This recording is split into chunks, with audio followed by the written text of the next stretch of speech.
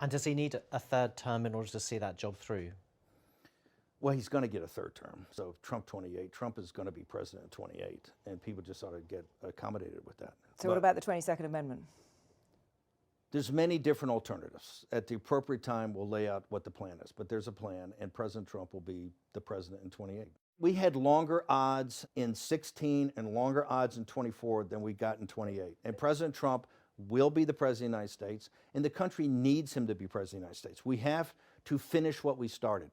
And the way we finish it through Trump, Trump is a vehicle. I know this will drive you guys crazy, but he's a vehicle of divine providence. He's an instrument. He's very imperfect. He's not churchy, not particularly religious, but he's an instrument of divine will. And you can tell this of how he's pulled this off. We need him for at least one more term, right? And he'll get that in 28. You're not driving me crazy. I'm trying to understand the coherence of the things you've just told me in the last few minutes. On the one hand, you've said the Constitution is fit for purpose.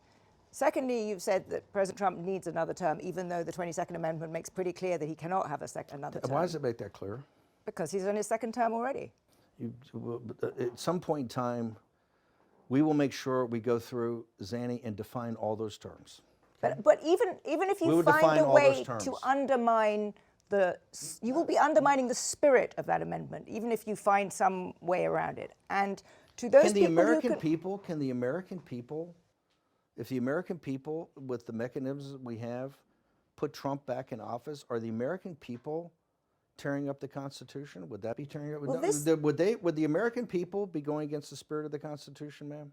I think yes, actually, because I think what you will end up with is a populist justification for a quasi-dictatorship. That's not true at all. Trump That's what it sounds like. It's not. Trump is a dictatorship. Did you just see the compromises he had to make on the big, beautiful bill? You see the compromises he has to do on everything, on accommodating Zelensky, on what President Trump. President Trump is nothing but a series of negotiations to kind of keep this thing rolling forward, where he's having trade-offs all the time. Steve, you've just spent the last 20 minutes telling me we have to smash the other side. There's no room for debate. There's no room for compromise. We must smash them. And now you're telling me this is a negotiation. I mean, that's no. I guess that's why it seems to me some kind of tension First there. off, the only way President Trump wins in 2028 and continues to stay in office is by the will of the American people. Okay? And the will of the American people is what the Constitution embodies. And so I think we're going to be in good hands there. We need to finish what we started.